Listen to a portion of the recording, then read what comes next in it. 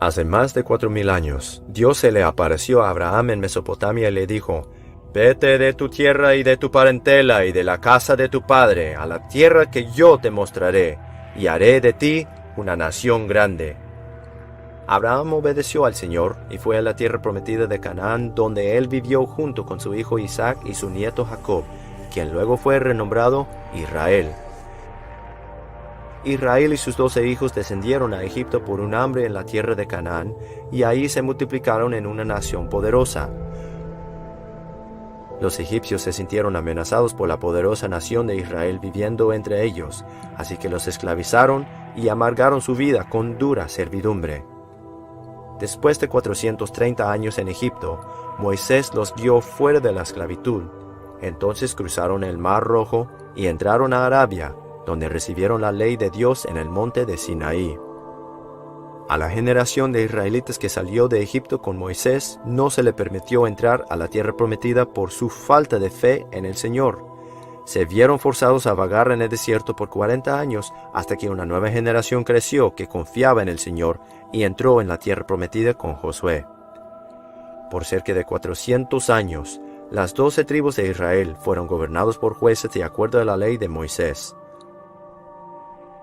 Cuando desearon tener un rey como todas las otras naciones, Dios nombró a Saúl para ser el rey, quien reinó sobre ellos por 40 años, seguido por el rey David, quien reinó por 40 años, y el hijo de David, Salomón, quien reinó por 40 años. Durante el reinado de Salomón, el reino de Israel estaba en su punto más glorioso, y el primer templo fue construido, pero porque el corazón de Salomón se apartó del Señor durante su vejez, Dios le dijo que 10 de las tribus no serían reinados por su hijo. Después de la muerte de Salomón, el reino de Israel fue dividido, y las 10 tribus del norte fueron reinadas por una serie de reyes malvados, quienes no descendieron de Salomón y David. Este reino norteño conservó el nombre de Israel y eventualmente tenía Samaria como su capital. El reino más pequeño sureño se hizo conocido como Judá, y tenía Jerusalén como su capital, y fue reinado por descendientes de David. Empezando en 2 de Reyes 16, las personas del reino sureño se hicieron conocidas como judíos por el nombre del reino de Judá. Por la maldad del reino norteño de Israel, fueron derrotados y tomados cautivos por los asirios. Los israelitas que permanecieron se entremezclaron con las naciones paganas que entraron y ocuparon la tierra. Estas personas se harían conocidas como los samaritanos, y las 10 tribus del norte de Israel nunca serían una nación nuevamente. El reino sureño de Judá eventualmente sería llevado cautivo a Babilonia como castigo por servir a otros dioses, y el templo sería destruido. Pero después de 70 años, los judíos regresaron a Judá, reconstruyeron el templo en Jerusalén y continuaron siendo reinados por reyes descendidos de David. En el tiempo de Cristo, la nación de Judá se había hecho conocido como Judea y estaba bajo el dominio romano. Jesucristo y sus discípulos predicaban el Evangelio por toda Judea buscando las ovejas perdidas de la casa de Israel. Después de 3 años y medio de ministerio, los judíos rechazaron a Jesús como su Mesías y convencieron al gobernador romano a crucificarlo. 3 días después, Él resucitó de entre los muertos y se mostró vivo a sus discípulos antes de ascender a la diestra del Padre en el cielo. Poco antes de que Jesús fuera crucificado, Él profetizó que como castigo por rechazarlo, Jerusalén sería quemada, el templo sería destruido y los judíos serían llevados cautivos a todas las naciones. Esta profecía se cumplió en el año 70 DC, cuando el futuro emperador romano Tito conquistó Jerusalén. Por más de 1800 años, los judíos permanecieron dispersos por todas las naciones. Entonces, en 1948, sucedió lo imposible. Se fundó el Estado de Israel y los judíos una vez más poseyeron la tierra prometida. Muchos cristianos han proclamado esto a ser un milagro y una bendición de Dios. ¿Pero fue esto realmente una bendición del Señor? ¿O había fuerzas más oscuras que obraban? Esta película tiene la respuesta.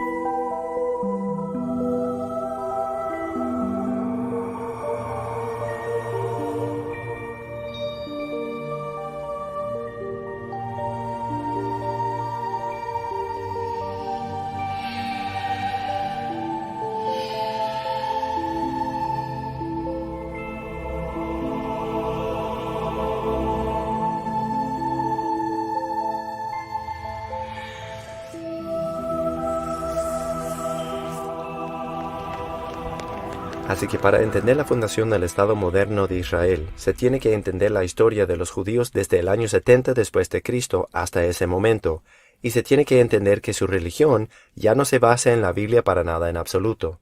Por ejemplo, desde que fue destruido el templo, ellos no hacen ningunos sacrificios de animales. En relación a los sacrificios animales, estos han sido descontinuados. Terminado. Y lo que desarrolló el judaísmo es un sistema de oraciones. Bien, creo que eso fue el comienzo de la modernización. El momento que el templo fue destruido, los judíos no tenían un local central. Ellos fueron dispersos. Cambiaron literalmente la forma del judaísmo sacerdotal a un judaísmo rabínico. El judaísmo dejó de ser la religión del Antiguo Testamento y empezó a ser la religión de los rabinos y sus tradiciones, o lo que ellos llaman el Torá oral. El Talmud es el libro sagrado de los judíos. Fueron las palabras orales de los rabinos. Es conocido como la sabiduría de los rabinos. El Talmud es una recopilación de todos los grandes debates que tuvieron lugar desde el segundo siglo antes de Cristo hasta el quinto siglo después de Cristo. Es una especie de enciclopedia del conocimiento judío. La mejor manera de llamarlo sería la Wikipedia judía de los siglos. Sí, porque muchas personas participaron en ellas. No está escrito por solo una persona, varios cientos de estudiosos, cientos de escritores. De acuerdo con el judaísmo, la ley oral, o lo que luego sería conocido como el Talmud, se dio a los 70 ancianos que llegaron a la base del monte de Sinaí, pero no fueron permitidos avanzar más. Los fariseos creen que estos 70 ancianos recibieron una revelación mucha más extensa y profunda que la de Moisés, la cual no se debía haber escrito, solo se debía haber transmitido oralmente, y esas tradiciones orales tomaron presidencia sobre el Torá escrito, o lo que nosotros conocemos como Génesis hasta Deuteronomio. La evidencia de esto se encuentra en el Talmud mismo. Erubín 21b. Hijo mío, sé más cuidadoso en la observancia de las palabras de los escribas que en las palabras del Torá. Esto es lo que diferencia los ortodoxos de los no ortodoxos. El no ortodoxo ve el Talmud más como hecho por el hombre. Hecho por el hombre, y así sucesivamente. Mientras usted cree que el Talmud es inspirado por Dios. Sí, fue inspirado por Dios. Cualquier cosa que tenga que ver con la escritura es considerada la palabra de Dios por un gran segmento de la... incluyendo el Talmud. Sí. Él les dijo, ustedes no creen en la religión de Moisés. Ustedes tienen por religión, él les dijo a los judíos, ustedes tienen por religión las tradiciones de los ancianos. En Marcos 7:7, Jesús dijo de los fariseos, pero en vano me honran, enseñando como doctrinas mandamientos de hombres. Y el Talmud es la doctrina de hombres. No es posible para una persona común y corriente que no ha sido entrenado a leer simplemente el Talmud. Usted necesita de un profesor. ¿Un rabino típico lo ha leído de principio a fin? Esto depende de lo que hayan estudiado. Usted la ha leído de principio a fin. No podría decir que he leído los 36 volúmenes, pero he leído varios. Pero estoy seguro de que personas que dediquen sus energías a estudiar lo han hecho. Los judíos siempre han sabido a través de la historia que si los cristianos supieran lo que está en el Talmud, enojaría mucho a los cristianos, y así los judíos pudieron ocultar muchas de sus declaraciones más blasfemas sobre el Señor Jesucristo, porque la gente no hablaba hebreo. Esto es lo que dicen de Jesús en el Talmud. Hay secciones ahí acerca de Jesús. Hay todo un libro que ha sido escrito por el director de estudios judaicos en la Universidad de Princeton, el Dr. Schaffer, un judío. Ha escrito un libro, Jesús en el Talmud. Así que, si quieres saber lo que Jesús tiene que ver con el Talmud, consiga su libro. Peter Schaeffer es el director de los estudios judaicos en la Universidad de Princeton. En su libro Jesús en el Talmud, él documenta y analiza cada vez que Jesús es mencionado en las páginas del Talmud. Tenga en mente que el Talmud fue escrito cientos de años después de que vivió Cristo, y así tiene referencias sobre Jesús en ello, y son referencias odiosas y blasfemas. De acuerdo con el Talmud, Jesús fue el resultado de adulterio, el hijo bastardo de María y un soldado romano llamado Pantera. Él pasó su juventud en Egipto, donde aprendió magia negra, idolatría y hechicería. Jesús nació de una prostituta. María era una ramera. Ella tuvo relaciones sexuales con muchos hombres. El padre era un centurión romano. El Talmud blasfema más al Señor Jesucristo, llamándolo un necio, y comparándolo con villanos del Antiguo Testamento como Balaam, Ahitofel, Doeg y Giezi. ¿El Talmud habla sobre los judíos matando a Jesús? Vagamente, pero Maimónides creen que los judíos lo mataron, que los judíos lo ejecutaron por algunas de sus doctrinas y así sucesivamente. ¿Usted cree que los judíos mataron a Jesús? Es posible que los judíos mataron a Jesús. Digamos que ellos lo hicieron. Probablemente él merecía morir. Probablemente él era un alborotador. Asumamos que nosotros lo hicimos. Así que nosotros matamos a alguien. El Talmud se refocila sobre Jesús muriendo joven. ¿Has escuchado tú la edad que tenía Balaam? Él respondió, hombres sanguinarios y engañadores no vivirán ni la mitad de sus días. Continúa con que él tenía 33 o 34 años de edad. Y usted dice, espere, este pasaje dice Balaam, no Jesús. Pero mira la nota a pie de la página. Balaam se usa frecuentemente en el Talmud como un tipo por Jesús. No solo eso, pero en la Enciclopedia Judía, tomo 2, página 469, bajo Balaam dice, Balaam, dado a Jesús en Sanedrín 106b y Gitín 57a. Peter Schaeffer declara en su libro, Jesús en el Talmud, que no puede haber ninguna duda que la narración de la ejecución en el Talmud se refiere a Jesús. De hecho, el libro declara, no hay razón para sentirse avergonzado porque ejecutamos justamente a un blasfemo e idólatra. Jesús merecía la muerte, y él recibió lo que merecía. En otro lugar, el libro declara, él era un blasfemo e idólatra, y aunque a los romanos probablemente no les podría importar menos, nosotros insistimos en que él recibiera lo que merecía.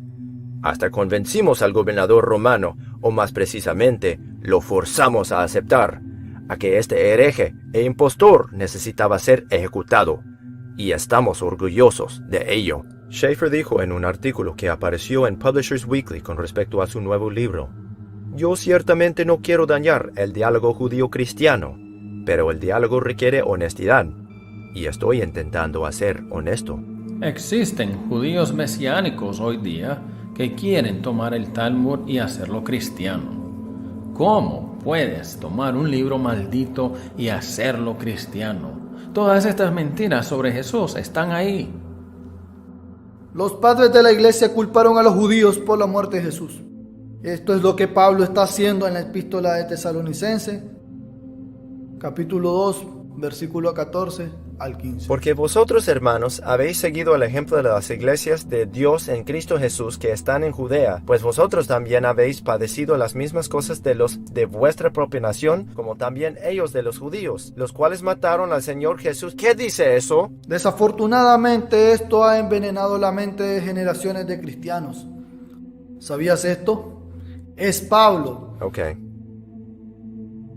Así, 1 de Tesalonicenses 2. Hasta este día, el 26% de todos los norteamericanos creen que los judíos fueron culpables de la muerte de Jesucristo. Cuando Mel Gibson lanzó La Pasión de Cristo, ellos decían, oh, él es un antisemita. Él decía que los judíos mataron a Jesús.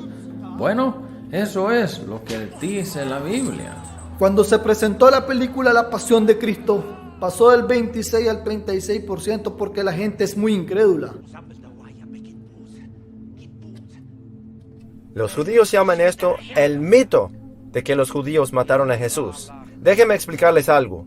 El hecho de que los judíos mataron a Jesús no es un mito, es bíblico. Hacen ver a los judíos como personas diabólicas, lo cual no tiene sentido. Los cristianos creyeron esto. Ellos siguen creyendo en algo que fue arraigado en su mente y culpan a los judíos a pesar que la mayoría de los judíos no estaban ahí. Miren Hechos capítulo 3, versículo 13, dice, el Dios de Abraham, de Isaac y de Jacob, el Dios de nuestros padres, ha glorificado a su Hijo Jesús, a quien vosotros entregasteis y negasteis delante de Pilato, cuando éste había determinado dejarle en libertad. Así que aquí, él está predicando a miles de judíos, y él dice, y ahora, hermanos, yo sé que por ignorancia lo habéis hecho, como también vuestros príncipes. Espera un minuto. Pensé que eran solo los gobernantes. No, él dijo, vosotros lo habéis hecho, como también vuestros príncipes. Eso quiere decir que no solamente fueron los príncipes, fue el pueblo también. El pueblo está gritando. Una multitud masiva de miles y miles de los judíos están gritando, ¡crucifíquenle! Y él dice, ¿a vuestro rey he de crucificar? No tenemos rey sino a César. Libre soy yo de la sangre de este justo, dijo el romano Pilato. ¡Su sangre sea sobre nosotros y sobre nuestros hijos! Eso fue lo que dijeron. Ahí dice que Jesús corrompió el judaísmo y como castigo se encuentra en el infierno quemándose en excremento hirviendo. Ellos odian a Jesucristo, ellos odian su nombre. Pienso que es porque ellos son hijos de Satanás, no hijos de Dios. Por lo tanto, el diablo, póngase a pensar en el odio que siente por Cristo. Ahora imagínese los hijos, ¿qué pueden sentir? El judío promedio cree que el Antiguo Testamento es un libro maravilloso de mitos e historias que tienen un buen significado. Y puedes entender el Antiguo Testamento únicamente si estudias el Talmud y el Kabbalah. Los judíos dejan de creer en el Torah comenzando en Génesis capítulo 1. Yo creo que la creación es un diseño que no tiene fin. La evolución es parte del proceso y hay personas que hablan sobre la teoría del Big Bang. No tengo nada en contra de ellos. Así que usted no toma el comienzo de Génesis con el huerto de Edén y el serpiente. Usted no toma eso literalmente. No, para mí esas son parábolas. Así cuando se mira las enseñanzas clave de los libros de Moisés, Génesis hasta Deuteronomio, los judíos realmente no creen en ninguno de estos. Circuncisión, yo sé, es una gran parte es gran parte del judaísmo, yo creo. ¿Tengo razón? Sí es. Si un adulto viene a mí para la conversión y no está circuncidado, entonces es un asunto bastante simple. Usted toma un alfiler y solo pincha de tal manera que una gota de sangre salga y eso es suficiente. Así que es más simbólico. Correcto. Solo para representar su voluntad de ser parte de ese pacto. Así que ellos no quitan el prepucio completo. Ok, ellos solo hacen algo más simbólico. Exacto. Pues en el Torah, Abraham tenía 99 años cuando él fue circuncidado y su hijo Ismael tenía 13, ¿verdad? Pero hoy en día... No lo hacen. Ahora nosotros como cristianos del Nuevo Testamento no practicamos la circuncisión, pero los judíos, recuerden, están diciendo que ellos aún siguen esa ley mosaica antigua. Así que si ellos realmente lo estuvieran siguiendo, ellos realmente tendrían que quitar el prepucio y circuncidar a ese adulto converso. Eso es lo que enseña el Torah. He escuchado decir muchas veces, los judíos solo creen en el Antiguo Testamento. Ellos creen todo lo que hacemos, excepto por Jesús. Y eso es una mentira. Ellos no creen en el Antiguo Testamento. Y ellos no creen en el Nuevo Testamento. Ellos no creen nada de esto. ¿Y cómo se determina lo que es bueno de lo que es malo? Eso es llamado civilización. Usted no debe robar. Así que la civilización dice, eso es malo. Si usted viene de una sociedad donde robar es bueno, entonces... esta es la forma como esa civilización determina lo bueno de lo malo. Si usted no roba, usted es malo. Si usted roba, usted es parte de nosotros. ¿Hay una justicia y malicia absoluta donde el robo siempre está mal porque Dios lo dice? No hay absoluto en mi opinión. Dice en Juan capítulo 5. Porque si hubieses creído a Moisés, me creeríais a mí, porque de mí escribió él. Pero si no creéis a sus escritos, ¿cómo creeréis a mis palabras? Jesucristo le está diciendo a los judíos que ellos no le creían. Todos sus reclamos eran que ellos le creían a Moisés y ellos no creían en él. Pero Jesús explica aquí que si ellos no creían en él, entonces ellos no creían en Moisés. Nosotros practicamos diferente. Creemos de manera diferente y tal vez nuestro enfoque es diferente, pero el destino es el mismo. Así que usted cree que todas las religiones se van todas al mismo destino, solo tomando diferentes rutas para llegar allá. Exactamente. Y formas diferentes para llegar allí. Y diferentes concepciones de cómo llegar a ella. Pero eso no los hace uno mejor que el otro. No existe un solo camino hacia Dios. No hay un entendimiento de Dios. Para entender a Dios, tenemos que entendernos a nosotros mismos. No hay tal cosa como la salvación que transforma. Usted hace lo correcto y usted se salva a sí mismo cada momento. Dios no está en el cielo. Si alguien empieza a decirme que un alma está en el cielo, ¿qué saben ellos sobre las almas espirituales de las personas en el cielo? Esto es para un niño. Usted le tiene que decir de esta forma: ¿cómo es que el abuelo no vino a casa hoy? ¿O él está en el cielo? ¿Qué sobre el infierno? ¿El infierno es algo que es parte del judaísmo o no? Siendo como un lugar de castigo de fuego. Yo he estado en el infierno. Lo que nosotros llamamos infierno es el Valle de Hinnom. Tophet también, ¿verdad? Existe un lugar afuera de Jerusalén llamado el Valle de los Hijos de Hinnom. Este es un lugar donde los paganos solían ofrecer sacrificios humanos.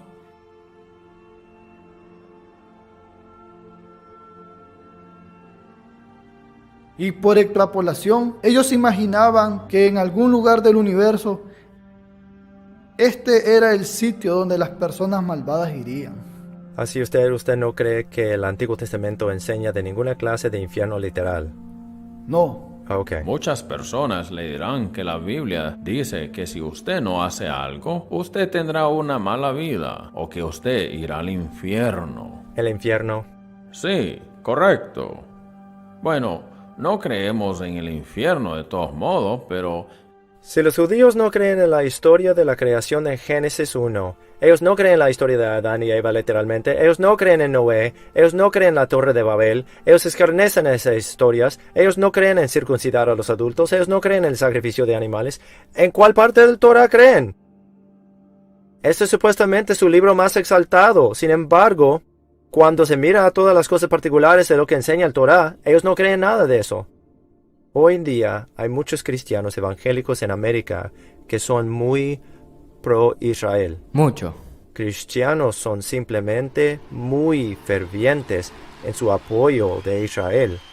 Ahora, ¿siempre ha sido así a través de la historia? Oh, Dios, no. ¿Es un fenómeno más nuevo? No ha sido de esta manera a través de la historia. Tradicionalmente el cristianismo era esencialmente antisemético. El fenómeno de los sionistas cristianos es relativamente reciente. Ellos sostienen que los judíos son las personas escogidas de Dios y que siempre serán las personas escogidas. Y ese es un fenómeno más reciente. Sí, yo diría unos cientos años atrás, hasta donde tengo entendido, puede ser un poco más. La teología del reemplazo ha jugado un papel muy importante en el cristianismo. ¿Qué es teología de reemplazo?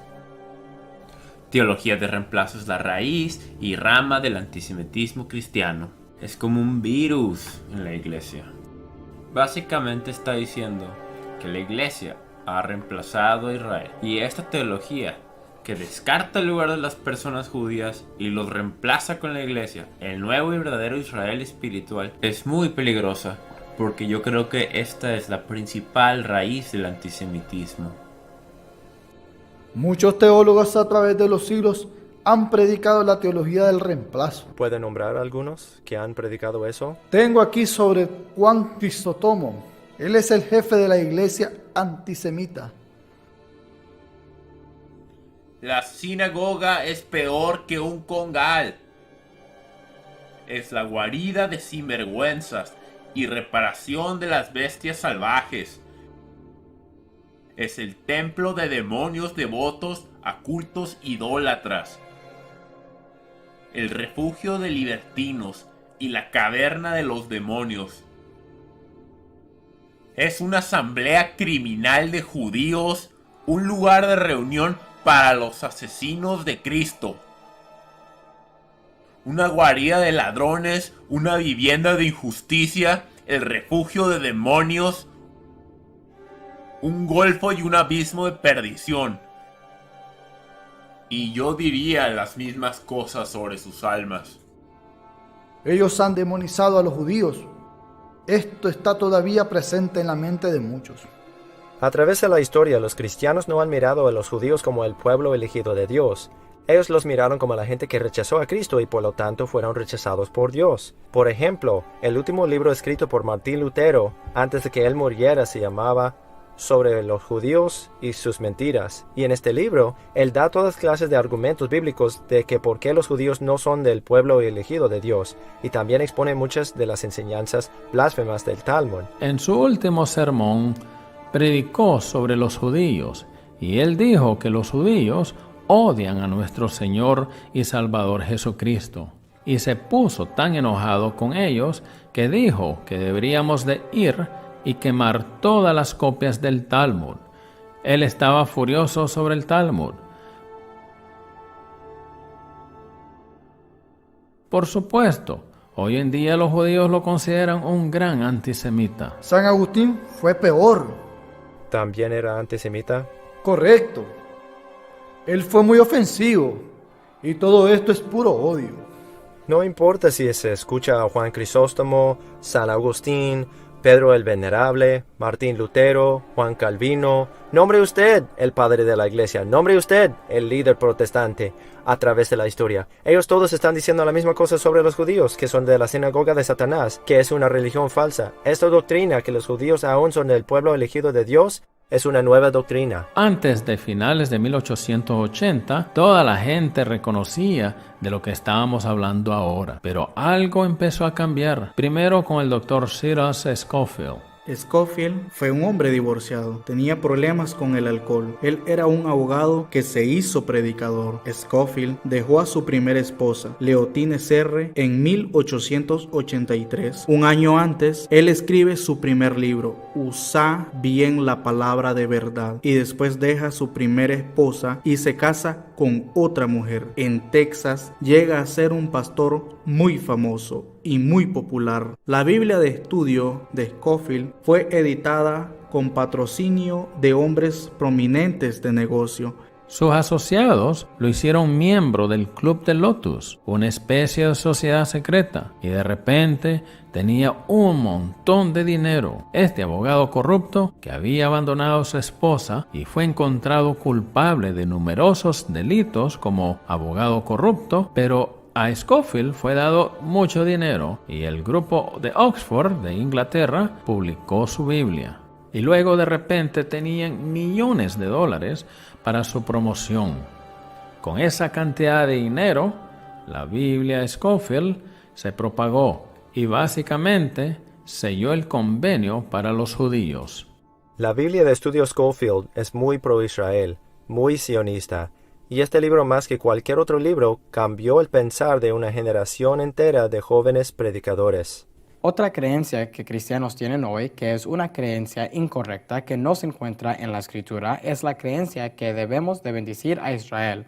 Se refieren al pacto de Abraham en Génesis capítulo 12 y dicen, nosotros tenemos que bendecir a Israel. Si queremos la bendición de Dios, tenemos que bendecirlos a ellos.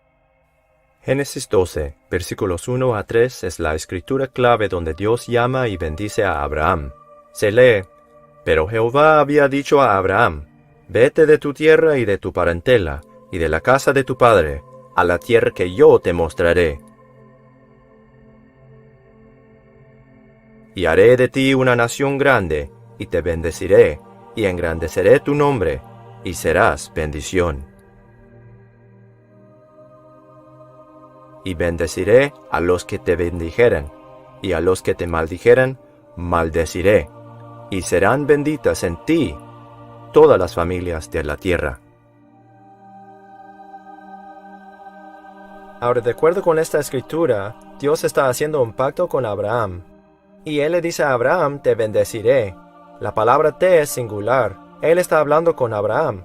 Pues en las notas Scofield sobre Génesis 12, él aplica esta bendición a la futura nación de Israel. Eso no es lo que enseña la Escritura. Y muchos cristianos evangélicos hoy en día no obtienen su doctrina sobre Israel de nada de lo que está escrito en el Nuevo Testamento. Ellos la están obteniendo de las notas de la Biblia de estudio Scofield. Cuando se lean estas promesas hechas a Abraham en el Antiguo Testamento, se tiene que dar cuenta de lo que enseña la Biblia en Gálatas 3:16, cuando dice, ahora bien a Abraham fueron hechas las promesas y a su simiente.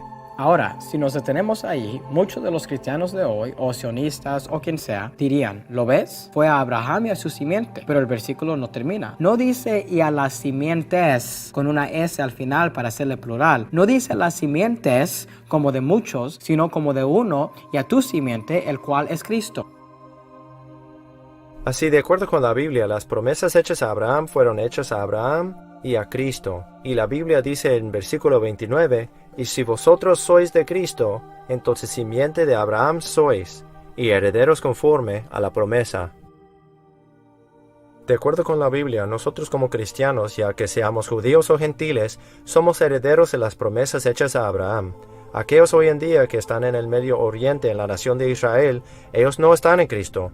99% de ellos no creen en el Señor Jesucristo. Por lo tanto, ellos no son la simiente de Abraham. Por lo tanto, Génesis 12, 1 a 3 no aplica a ellos. La gente dirá, bien, tenemos que apoyar a Israel si nosotros queremos la bendición de Dios para nuestra nación. Si usted cuenta, los últimos 67 años de la historia de Estados Unidos, ¿encuentras la bendición de Dios en nuestro país? Nosotros legalizamos el aborto en 1940, que era de nuestra deuda en 1940, en comparación con ahora, que éramos comparados en ese entonces con lo que somos ahora. Usted no me puede convencer de que las bendiciones de Dios han caído en este país debido a una promesa de apoyar a un grupo físico de personas de alguna manera correlacionadas con las bendiciones de Dios.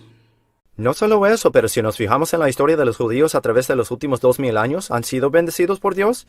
No, han sido perseguidos y odiados en todos los países en que jamás han estado. Este libro aquí mismo tiene una lista de todos los países de los cuales han sido expulsados los judíos en los últimos 1000 años, y cuando nos fijamos en esta lista enorme, se tiene que preguntar ¿por qué han sido tan odiados y perseguidos en todas partes que han vivido? Y la respuesta es por su blasfemia hacia el cristianismo y por sus prácticas de préstamos abusivos.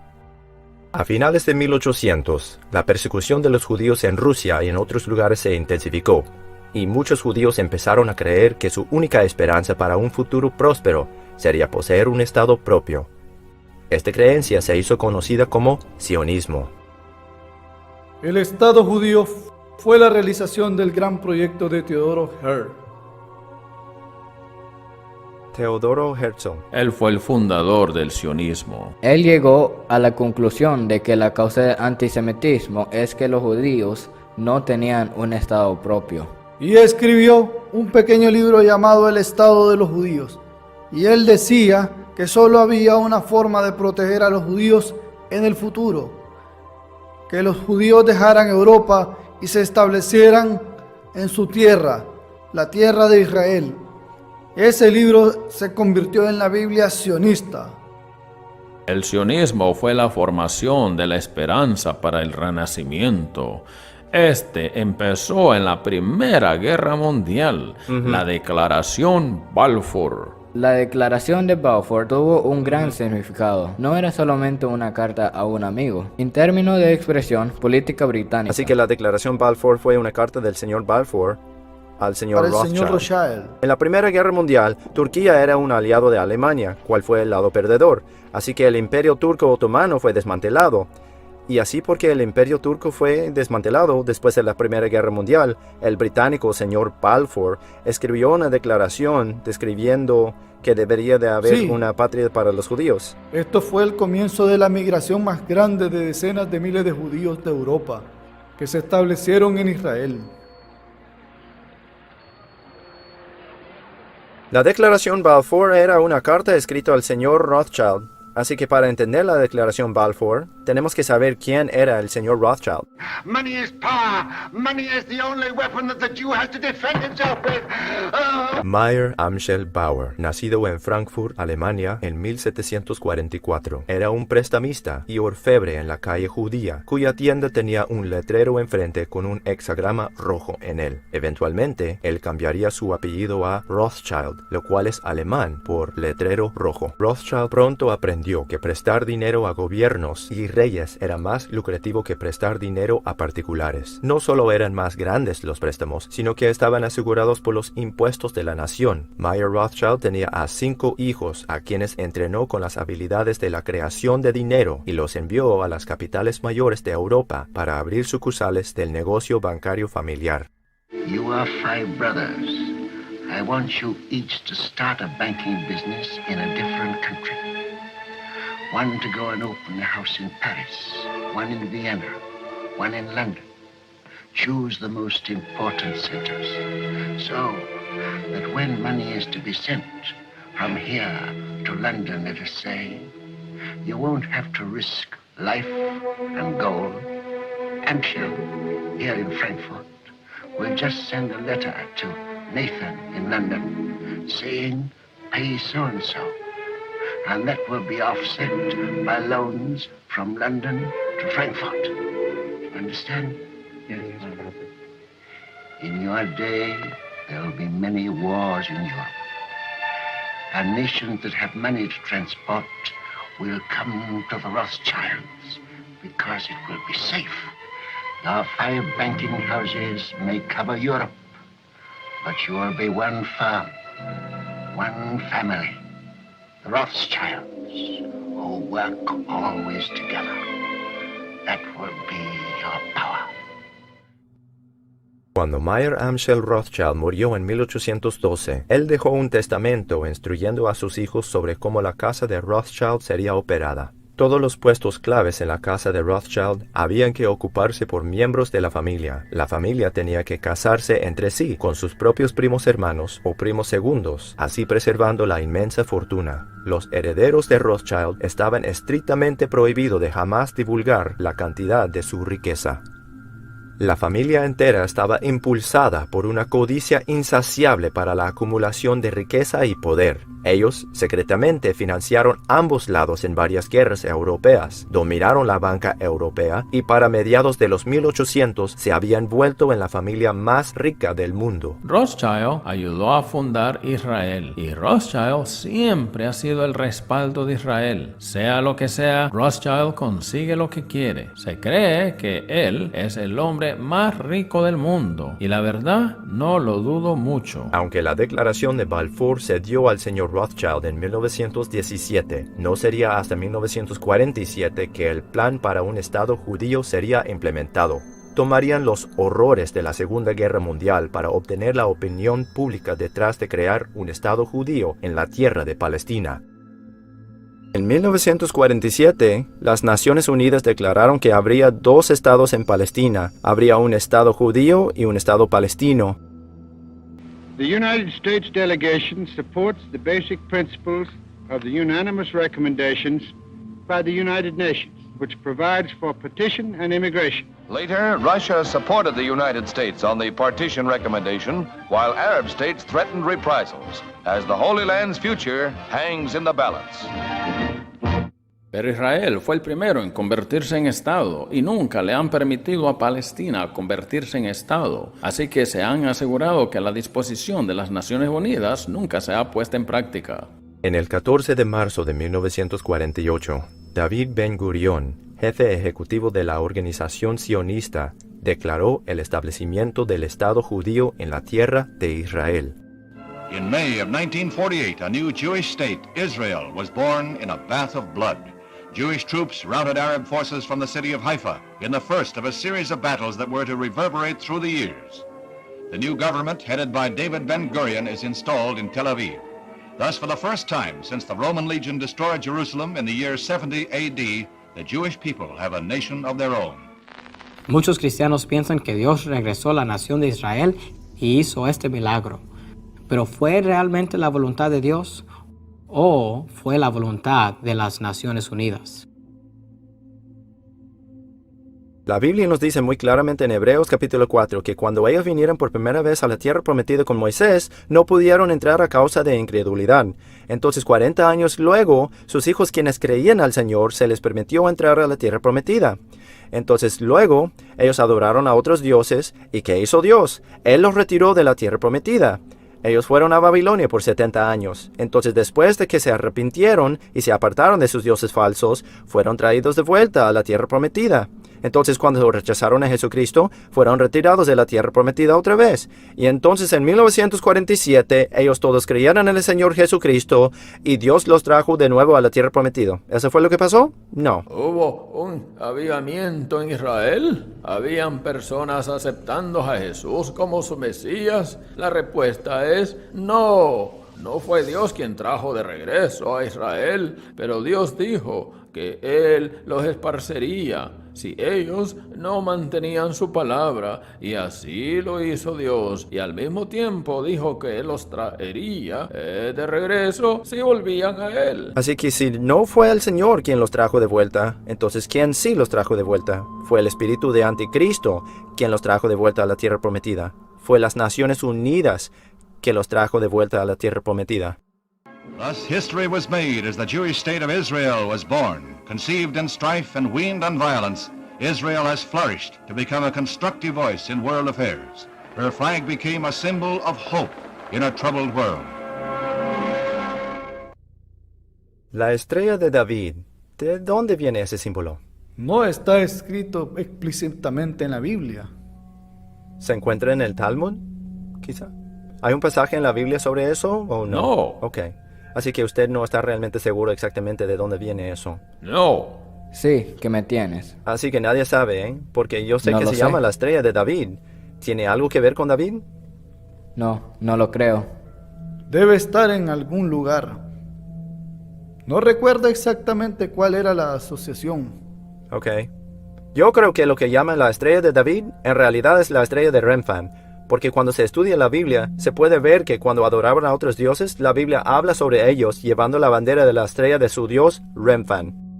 Ustedes rechazaron al Dios de la Biblia. Ustedes toman la estrella de 6 puntas, de su Dios llamado Remphan y Chiun. Todos estos eran nombres para Moloch, el gran Baal, el gran Dios del fuego, que es el diablo. Bélzebo, correcto, Bélzebo. Y estaban sorprendidos de esto. Si ellos solo leyeran su Antiguo Testamento, ellos sabrían esto.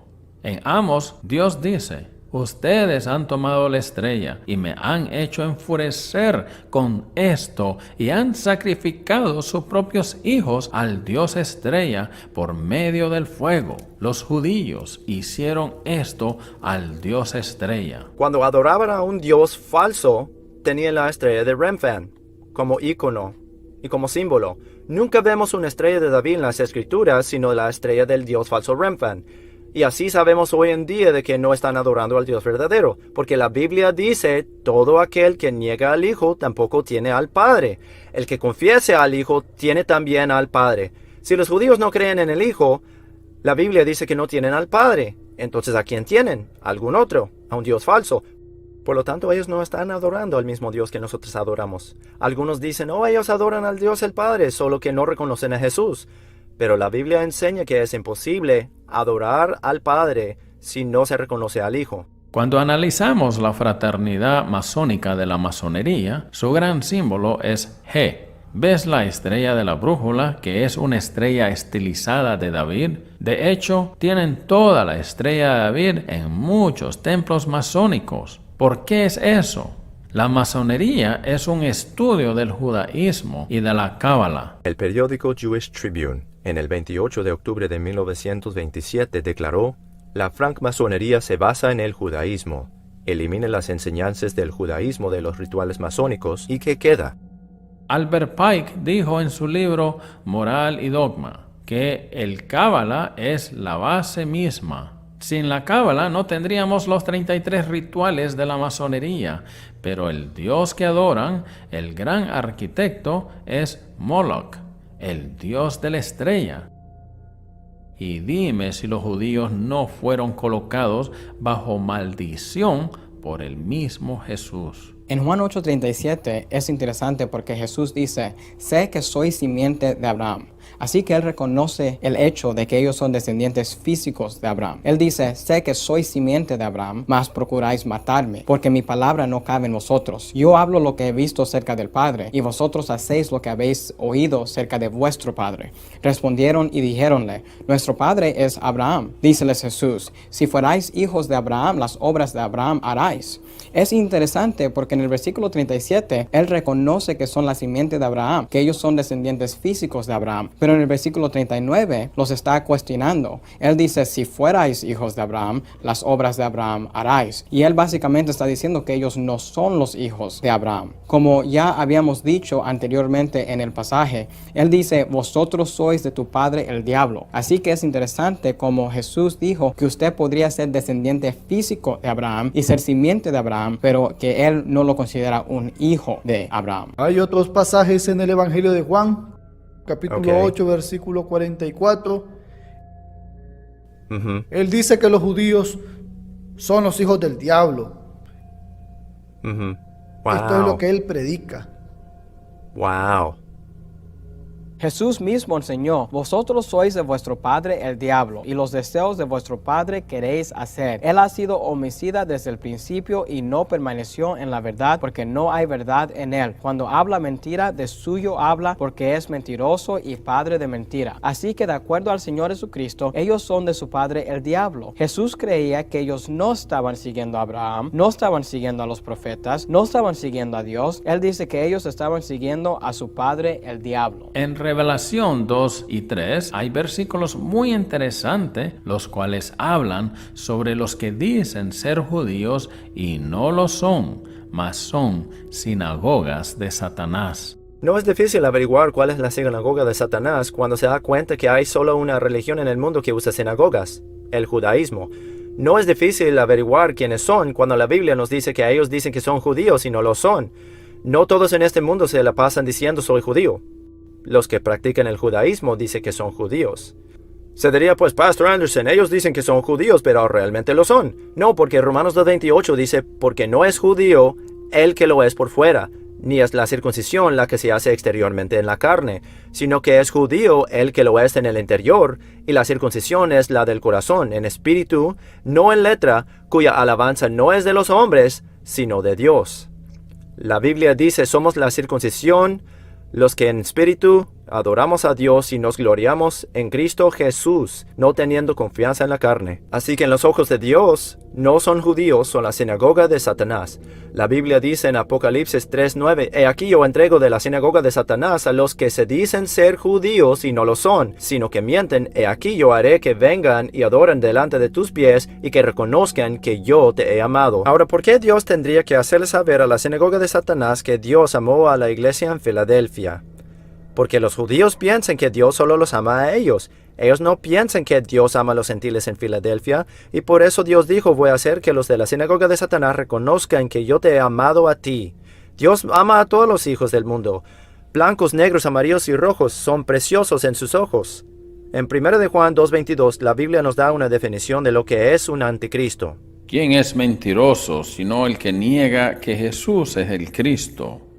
Este es el anticristo, que niega al Padre y al Hijo.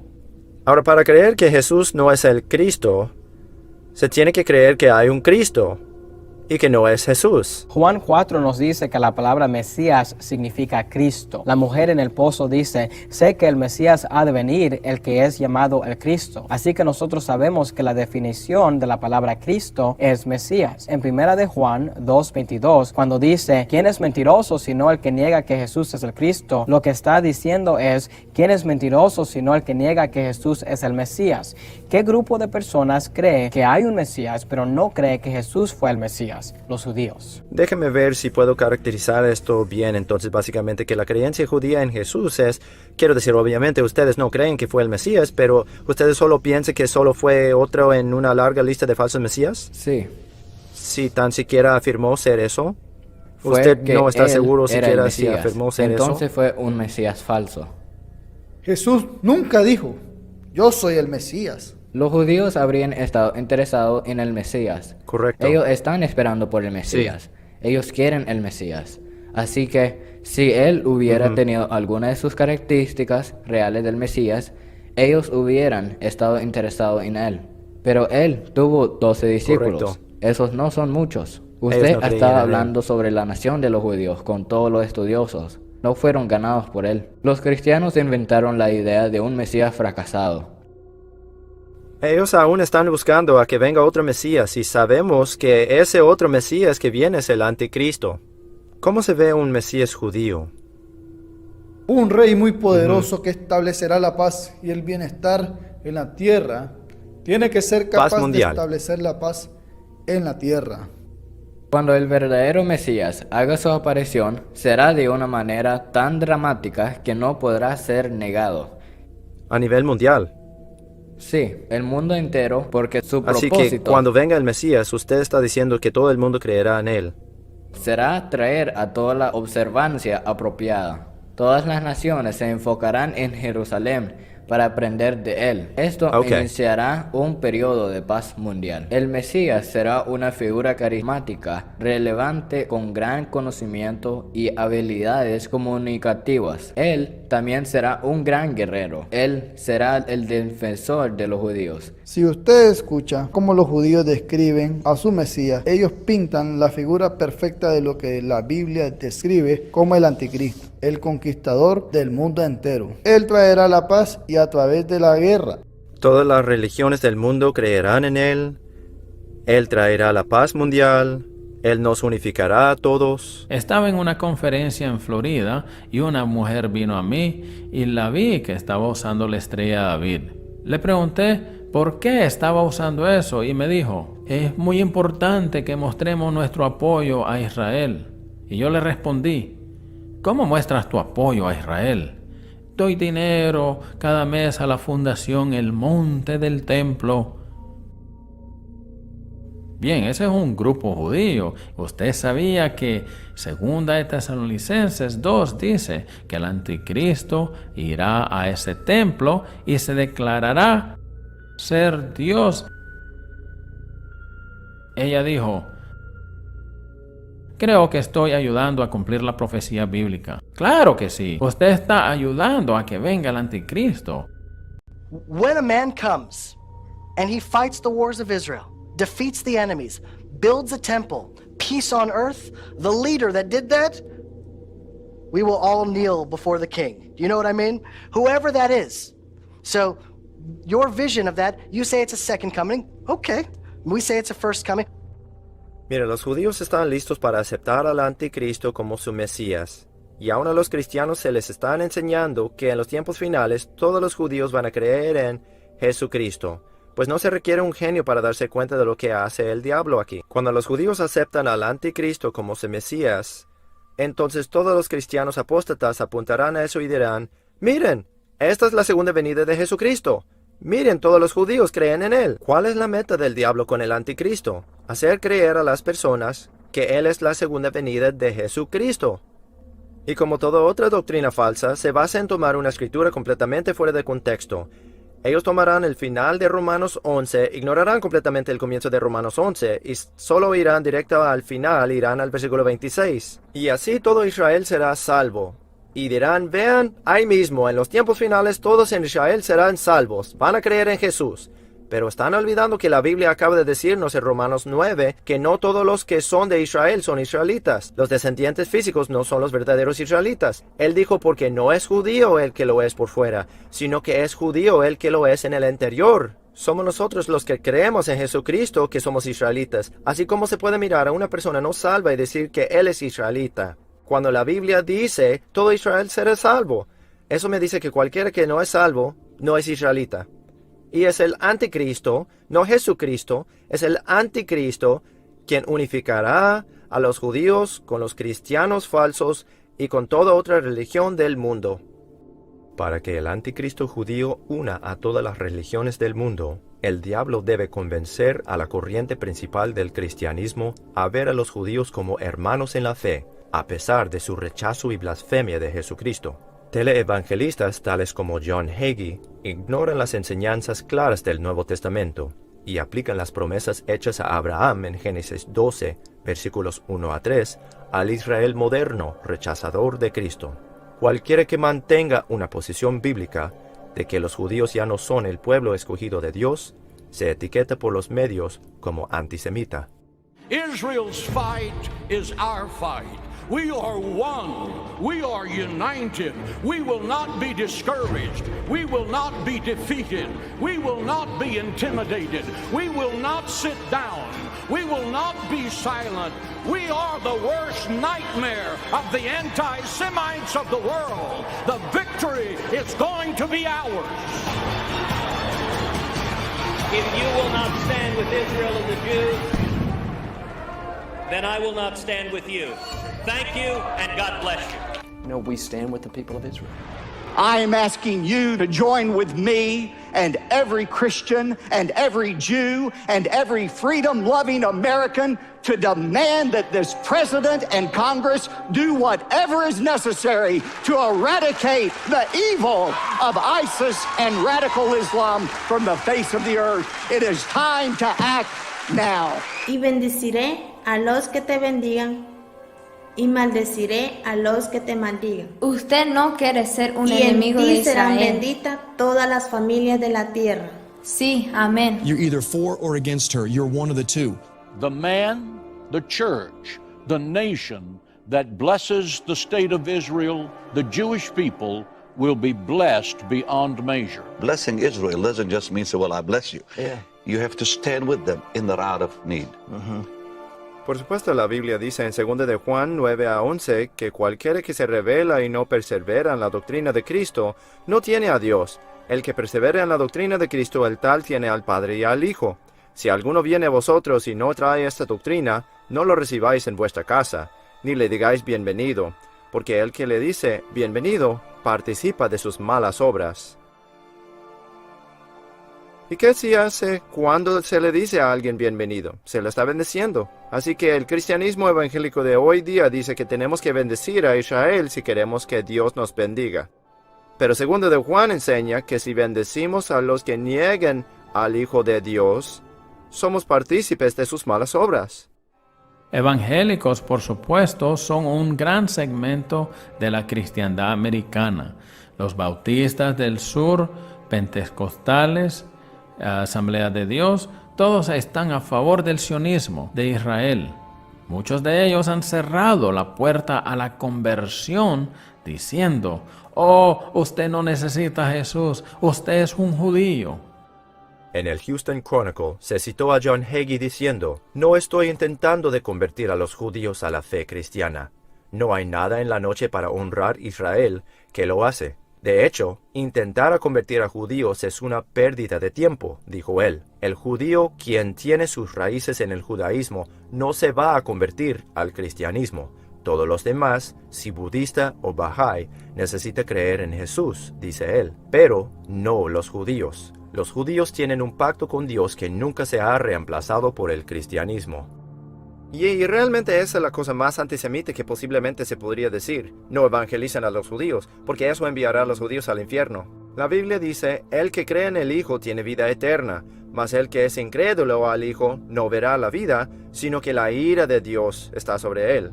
Pero John Hagee enseña que los judíos ya están salvos. No necesitamos evangelizar a los judíos. John Hagee está completamente errado. La Biblia nos dice que tenemos que ganar a las ovejas perdidas y predicar el evangelio. Acabo de mencionar sobre el divorcio de Scofield y su nuevo matrimonio. ¿No es interesante que John Hagee tiene la misma historia? Se divorcia de su esposa y se casa nuevamente y lidera una gran iglesia pentecostal, haciendo énfasis de Israel hasta el punto de idolatría. De los 18,000 personas que pertenecen a su iglesia en San Antonio, Texas, a los 99 millones de hogares que él dice que sintonizan con sus programas semanales de radio y televisión, John Hagee ha construido un imperio compartiendo el evangelio de Israel con evangélicos alrededor del mundo, y como el líder de Cristianos Unidos para Israel, su poder extiende de la púlpita a la política. John Hagee es un falso maestro blasfemo, quien enseña que Jesucristo no vino a esta tierra para ser el Mesías. In defense of Israel will shape Christian theology. It scripturally proves that the Jewish people as a whole did not reject Jesus as Messiah. It will also prove that Jesus did not come to earth to be the Messiah. It will prove that there was a Calvary conspiracy between Rome, the high priest, and Herod to execute Jesus as an insurrectionist too dangerous to live. Since Jesus refused by word and deed to claim to be the Messiah, how can the Jews be blamed for rejecting what was never offered? Read it in this shocking expose in defense of Israel. This latest book by Pastor John Hagee is destined to generate lively discussions among Christians the world over. John Hagee no es un bautista o un creyente de la Biblia King James. Así que muchas personas que vean este documental dirán, estos no son bautistas independientes. ¿Qué me dice de Sanguip, quien hace un año predicó y dijo, ¿saben lo que nunca he llamado a Jesús? Nunca lo he llamado mi Mesías. You know what I never call Jesus Christ? I never call him my Messiah. You know why? I say, oh, he's a Messiah. He ain't your Messiah. Unless you're a Jew, he's not your Messiah. Are you from Gentile stock? All right, we were never promised a Messiah. Sanguip está equivocado. Él puede ser famoso entre los bautistas, pero está errado. Ya sea Sanguip o Peter Ruckman o quien sea, la palabra de Dios es la palabra de Dios y nosotros no le permitimos, ya sea Scofield o John Hagee o nuestro predicador favorito o nuestro profesor o maestro preferido, influir en lo que en realidad dice la palabra. Jesucristo es mi Mesías, Él es el Mesías de todos. Hagee continúa a decir en el artículo del Houston Chronicle, muchos teólogos cristianos son antisemitas, porque ellos dicen que el pacto con los judíos se acabó, que los judíos han sido reemplazados por el cristianismo, y que Israel no merece apoyo militar y financiero americano.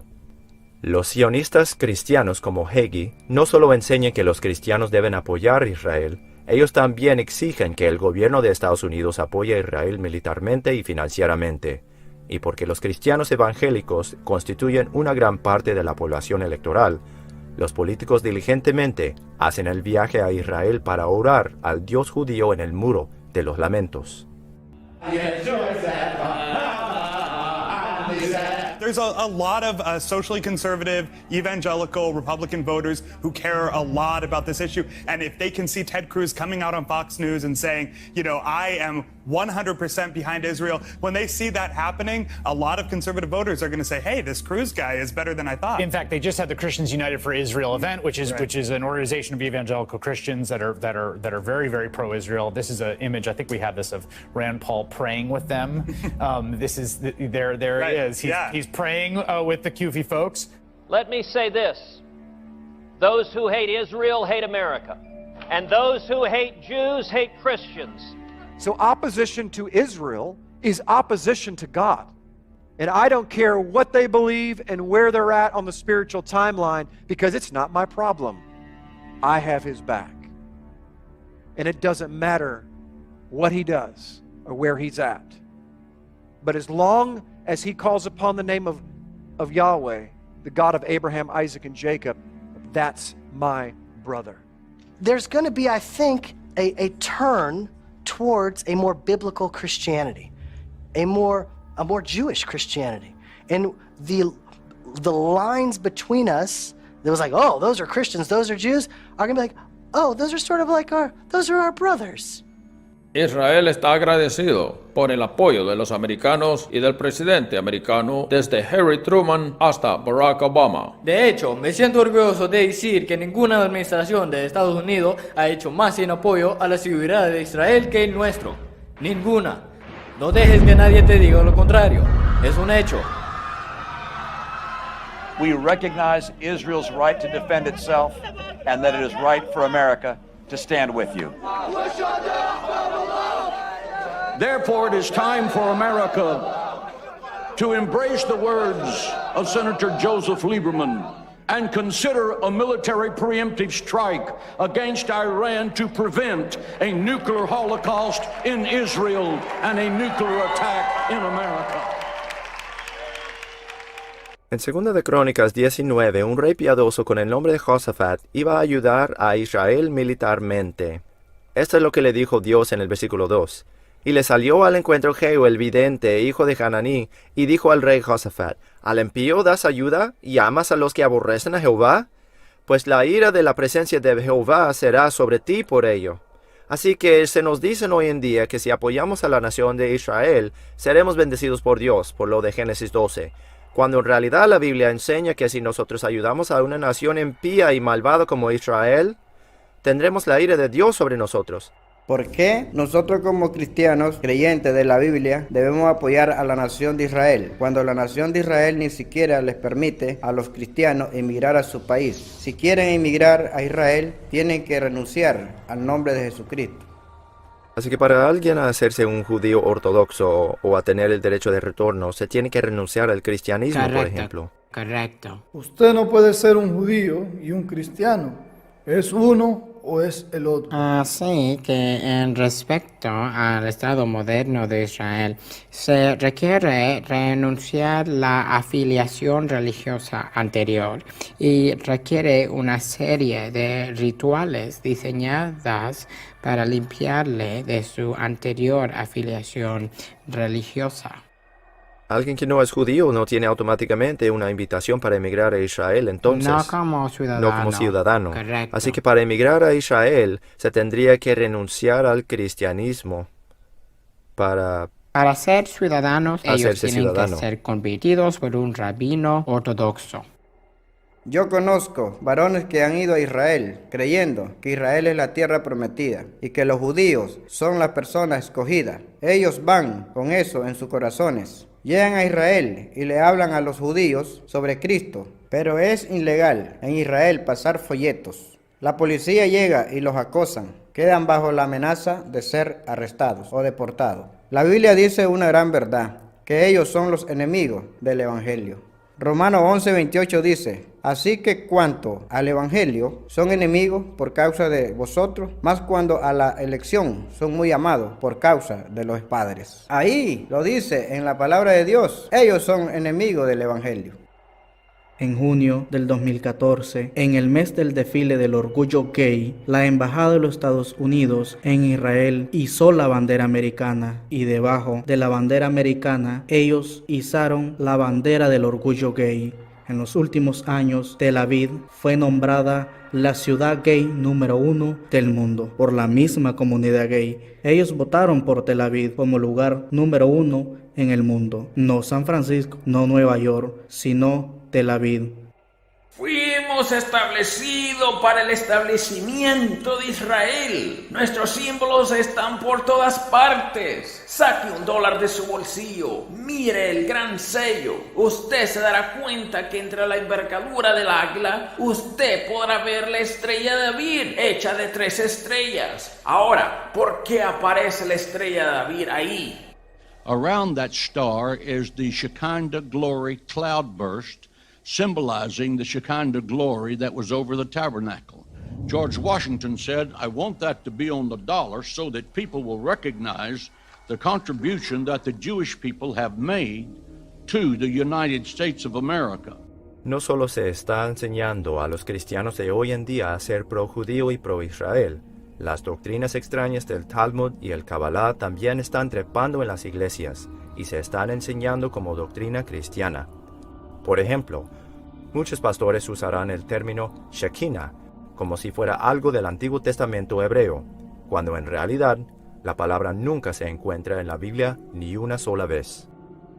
Shekinah se refiere a la divina presencia. Por cierto, esta es una palabra femenina, no masculina. For example, if Moses de Leon had come out and said, I have an idea, God is a woman, that might not have gone over so well. But now he was saying that the ancient Rabbi Shimon was teaching us about Shekhinah, the feminine half of God, and her romance with her divine partner, the Holy One, blessed be He. Hay una creencia de que Dios podría ser ambos, hombre y mujer. Shekinah es la presencia de Dios que mora en el universo. Es lo que emana del ser de Dios. Para los judíos, Shekinah y Dios son uno. Y es casi prohibido separarlos. Okay. Dios se manifiesta a sí mismo o a sí misma, en la forma de inspiración de Shejinah. Shekinah es algo que es parte del Talmud, algo que es parte del judaísmo, no del cristianismo. Y dime, ¿cuántos pastores han usado la frase Gloria a Shekinah en las iglesias y no es bíblico? Friends, we need to grasp this, that the Shekinah glory is in us. This presence that we talked about, this presence that came in this upper room to the disciples, this Shekinah glory, it's in us as believers. La Biblia es clara desde Génesis a Apocalipsis que Dios es un Él, no una ella. Y enseñar que Dios es ambos un Él y una ella es tenerse a otro Dios. La Biblia cristiana enseña que el hombre fue hecho a la imagen de Dios.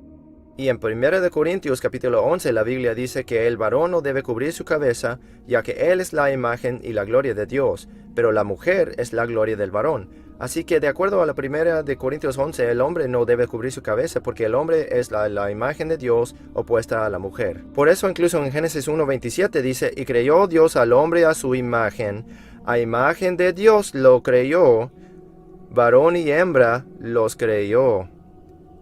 Ellos fueron creados varón y hembra, pero él fue creado en la imagen de Dios. ¿Qué quiere decir ser creado en la imagen de Dios? Para hacerse a Dios. Porque cuando Jesús caminó en esta tierra, él fue hombre. Y Dios, el Padre, es masculino. Y así esta es una enseñanza blasfema del misticismo de la nueva era, de adorar a la Madre Tierra y al Espíritu Femenino y la diosa y la Kabbalah y la nueva era. De ahí es de donde proviene todo esto. This is the shape of the letter Shin, Hebrew alphabet Shin. Very interesting letter in the language. It's the first letter in the word Shaddai, the first letter in the word Shalom, first letter in the word Shekinah, which is the name of the feminine aspect of God. Live long and prosper, image of Sirach, father of all we now hold true. It's great. People don't realize they're blessing each other with this. It's great. Cuando cristianos aprenden la información presentada hasta ahora en esta película, muchos están todavía atorados en la idea de que los judíos son descendidos físicamente de Abraham, Isaac y Jacob, y que los demás de nosotros somos todos gentiles. ¿Pero realmente es así de sencillo? La única forma que una persona puede comprobar que es judío sería con una genealogía. De hecho, la mayoría de los dichosos judíos de hoy en día, ellos no saben de cuál tribu son. La gente sabe entre la comunidad judía, yo soy de conversos, o yo soy en realidad de la tribu de Judá, o de la tribu de Benjamín, o de la tribu de... En lo que a la tribu respecta, no sabemos. No sé a qué tribu pertenezco. Lo único que saben son los Cohen. Ellos saben porque fue transferido de padre al hijo. Porque hay ciertas cosas que los Cohen, ciertas bendiciones que él dice, y así sucesivamente. Así que ellos mantienen su linaje. Ellos saben. En mi caso, no tengo ni idea a cuál tribu mis ancestros pertenecían. Y usted dice que la mayoría de los judíos no saben de cuál tribu. Nadie. Eso no fue preservado. Hoy no es de verdad del todo importante. No. Ok. Si realmente hiciera diferencia quién es descendiente de Israel y quién no, entonces ¿por qué no sería Dios a evitar las genealogías? La Biblia dice en Tito 3:9 que debemos evitar genealogías. El Nuevo Testamento es muy claro, no importa de dónde provienen tus ancestros físicos. En Cristo no hay ni judío ni gentil. La Biblia dice claramente porque no hay diferencia entre judío y griego. Entonces, ¿por qué hoy en día pensamos que hay diferencia entre judío y griego? Y pensamos que de alguna manera si alguien desciende de Abraham, Isaac y Jacob, que de alguna manera son automáticamente el pueblo elegido de Dios. Crean o no crean en Jesucristo. Y quizás estén circuncidados en la carne, pero la Biblia dice que es la circuncisión del corazón y del espíritu que le hace judío en los ojos de Dios. En 1 de Timoteo capítulo 1 dice en el versículo 4, ni prestan atención a fábulas y genealogías sin término. Quiero que mantengan esa frase en la mente, genealogías sin término, que acarrean disputas en vez de la edificación de Dios que es en la fe, así te encargo ahora. Ahora en Tito él solo dijo que evite genealogías, pero aquí él dice que evitáramos genealogías sin término. Ahora les mostraré por qué las genealogías son sin término, son de verdad sin término. Esto es como luce un árbol familiar. Ahora en la parte inferior de este árbol familiar solo tenemos a una persona, la cual es usted. Ahora usted desciende de dos personas, ¿no? su madre y su padre. Así que si nos remontamos una generación, usted viene de 2 personas como descendiente directo, ¿sí? Pero si nos remontamos a otra generación, usted no solo tiene 2 abuelos, usted tiene 4 abuelos, y sigue duplicándose, ¿no? Porque usted tiene 2 padres, 4 abuelos, 8 bisabuelos, 16 tatarabuelos, y usted tiene 32 tatarabuelos. Eso quiere decir que si yo hiciera un árbol familiar que se remontara a 5 generaciones, yo tendría que tener un papel lo suficiente ancho donde en la parte superior de ese papel yo podría tener los nombres de 32 personas, ¿no? Porque esos son cuántos ancestros que yo tendría directamente en esa 5ª generación. Ahora, si yo fuera a la 6ª generación, mi papel tendría que ser el doble de ancho porque ahora tendré 64 espacios para entrar nombres, ¿sí?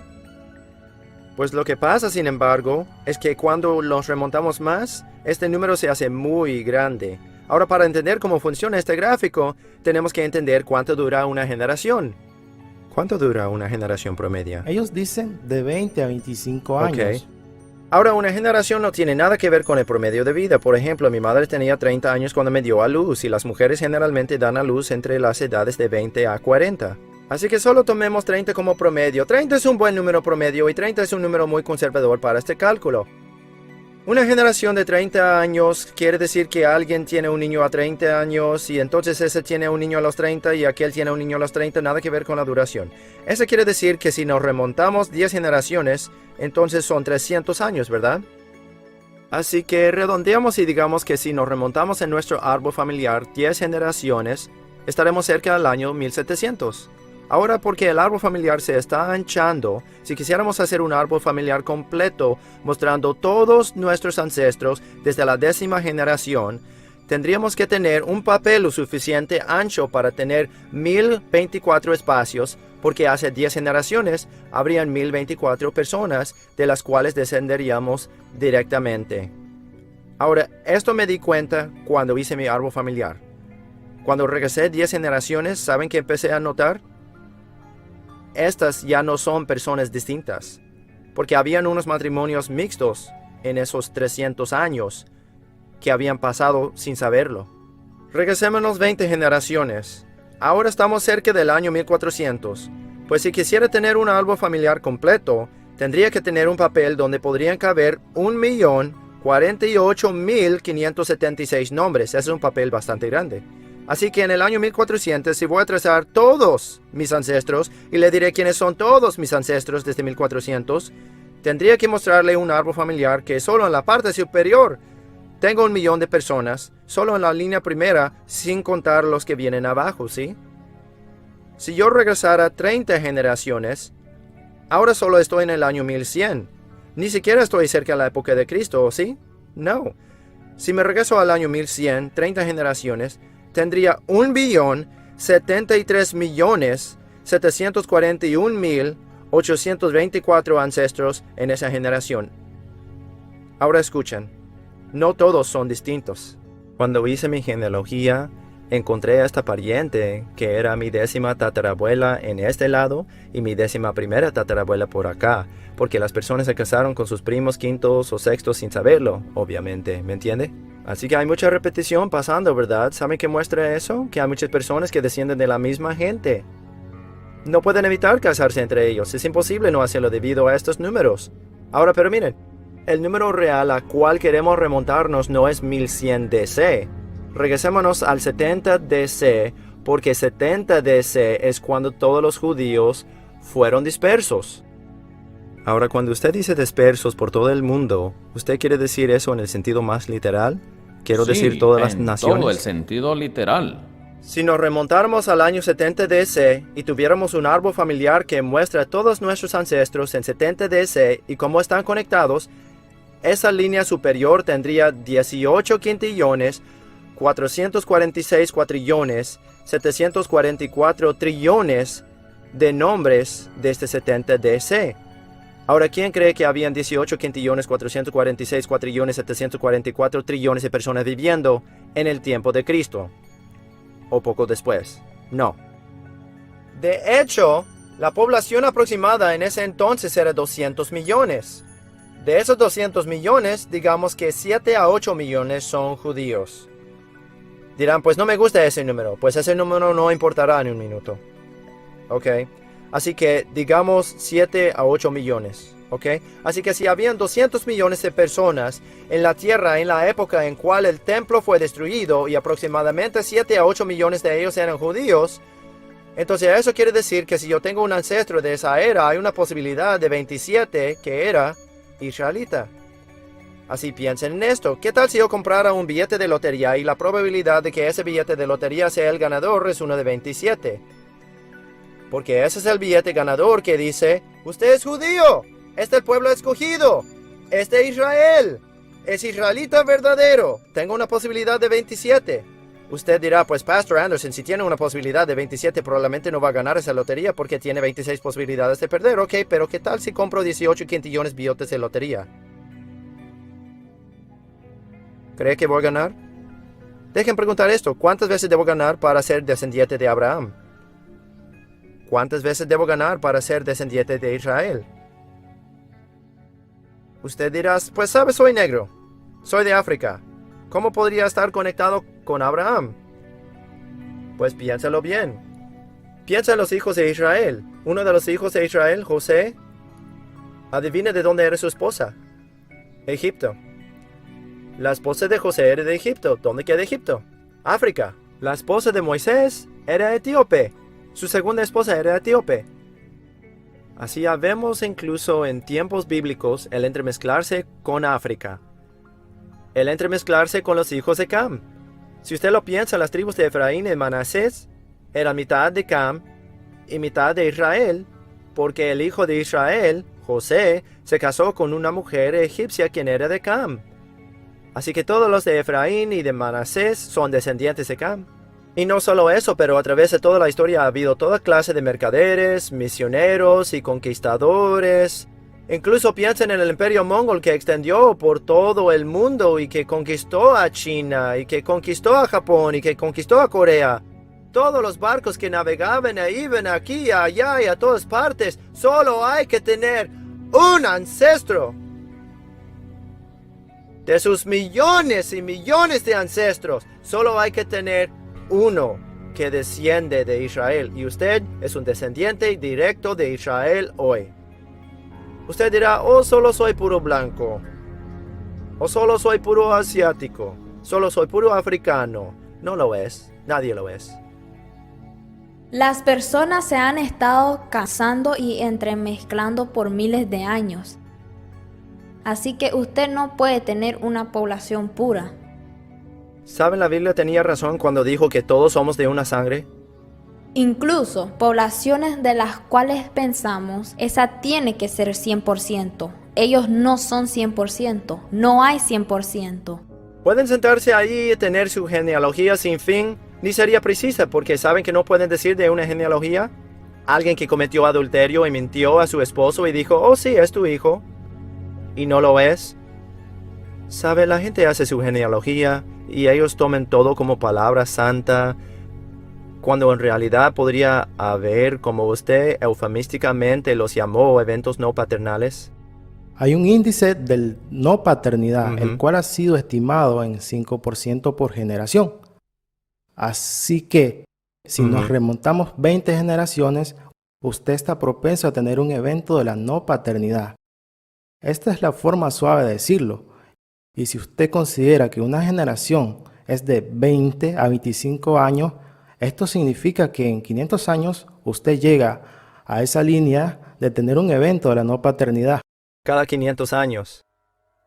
En una sola línea. Así, en una sola línea. Y hay que pensar en cuántas líneas pero hay. ¿cuántas líneas usted tiene? Así que si alguien traza su genealogía, no podría decir realmente, yo sé, de hecho, conozco toda la historia porque estoy mirando esta genealogía, porque el examen de ADN revelará más. El ADN no miente, las personas mienten. El ADN no miente. Correcto. Así que la gente podría decir, soy judío o no soy judío, pero el ADN... El ADN no tiene agenda. Las personas tienen agenda. Correcto. Las personas tienen razones para mentir o probablemente ellos tampoco saben la verdad. Claro. Así que ni es que están mintiendo, es solo que equivocan.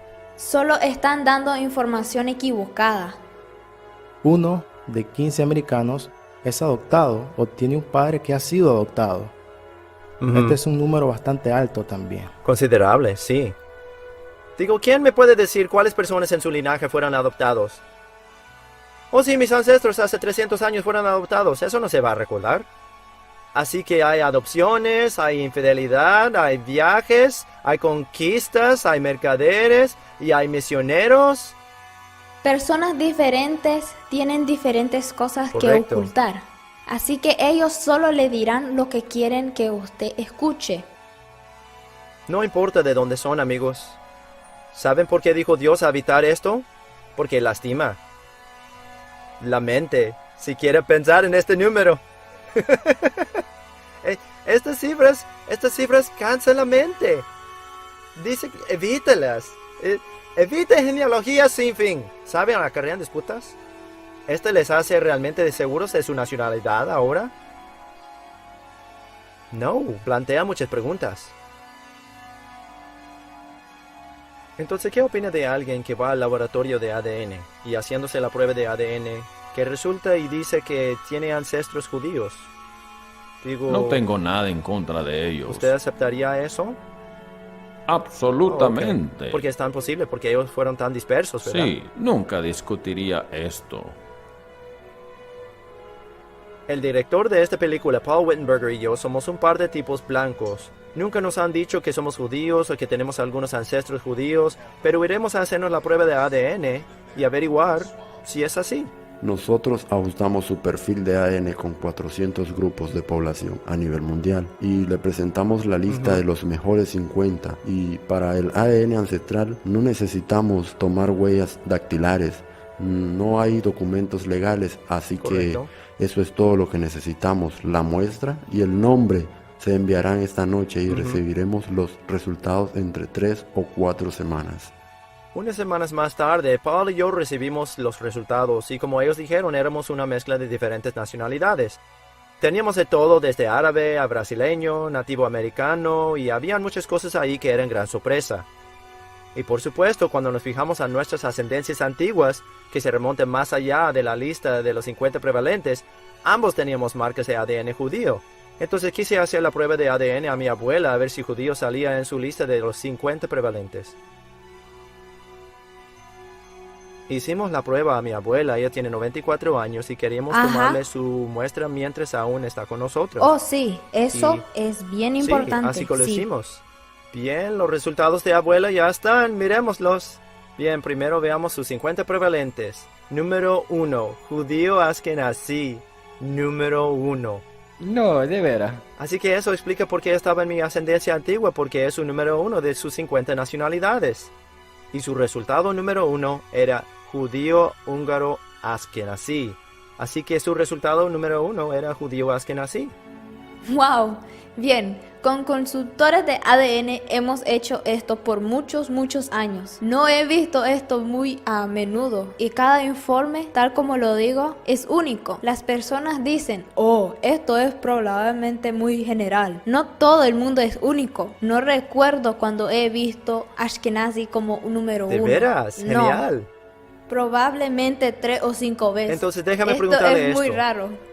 Así que si el ADN de abuela tenía askenazí como número 1, ¿hay alguna duda de que es judía askenazí? No. Y si ella es mi abuela, entonces ¿qué me hace a mí? Usted es un judío. Así que soy judío. Usted no tiene que aceptar la religión. Sí, pero si quiero decir lo étnicamente eres. hablando. Lo que sea, Ok. lo que quieres hacer Así con que ahora eso. usted me ha declarado. Ahora te espérame. declaro un judío.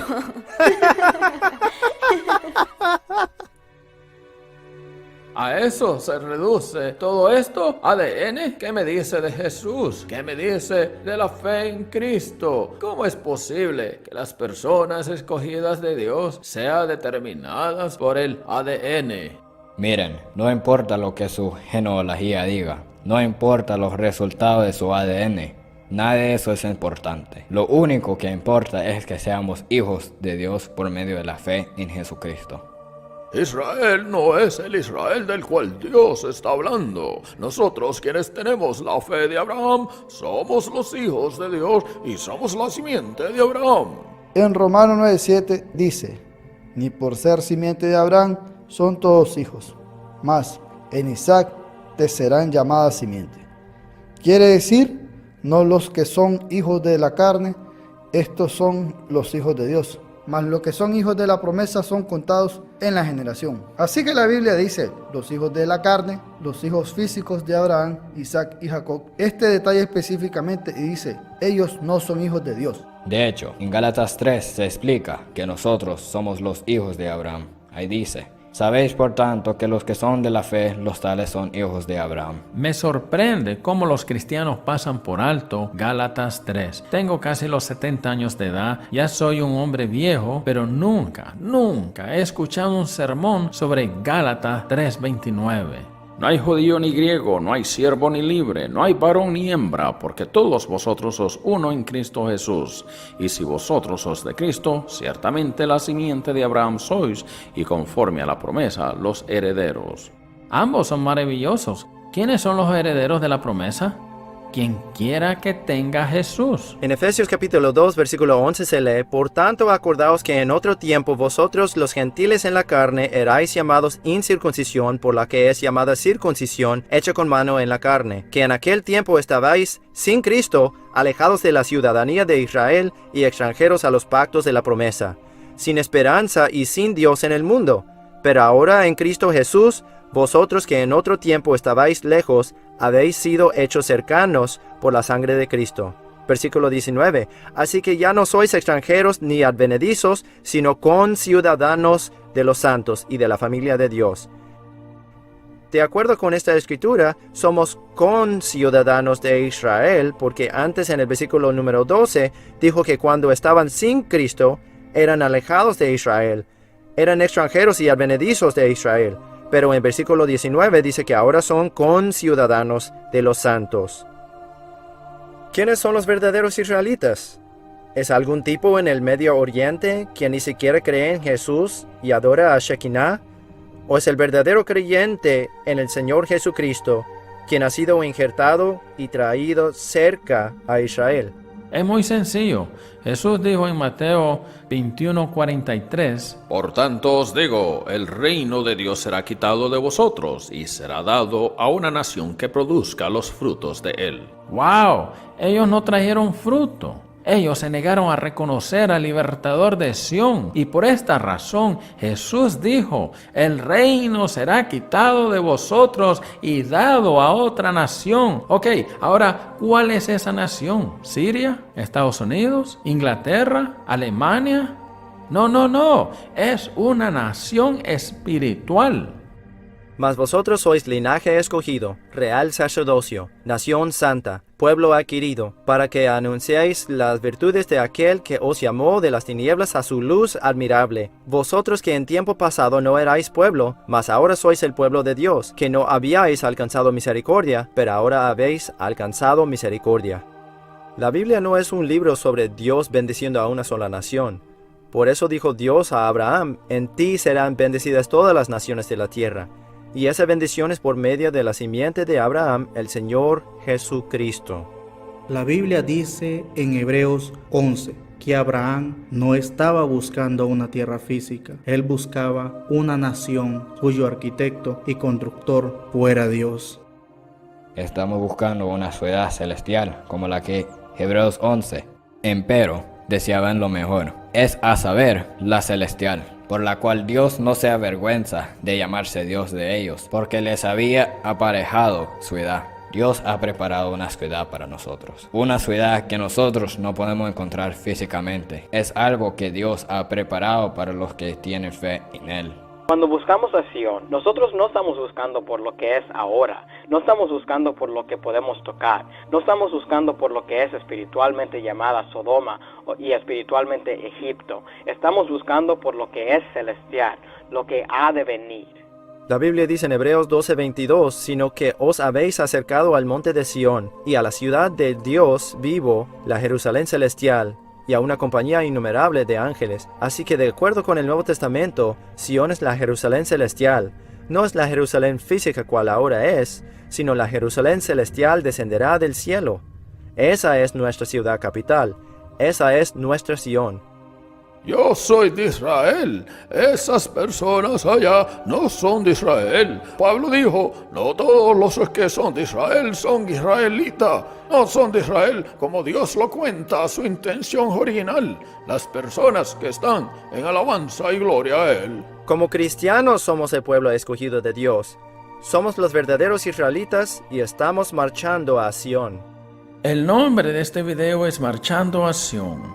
Sabemos que es el título de una gran canción del Evangelio. Significa marchando con Jesús a la cabeza. Cantamos canciones como Marchando a Sión, la hermosa Sión, marchando arriba para Sión, la hermosa ciudad de Dios. Esa es la casa de Dios, Él la traerá a la tierra, nosotros heredaremos la tierra, nosotros quienes hemos creído somos Israel, somos príncipe con Dios y vamos a reinar con Él.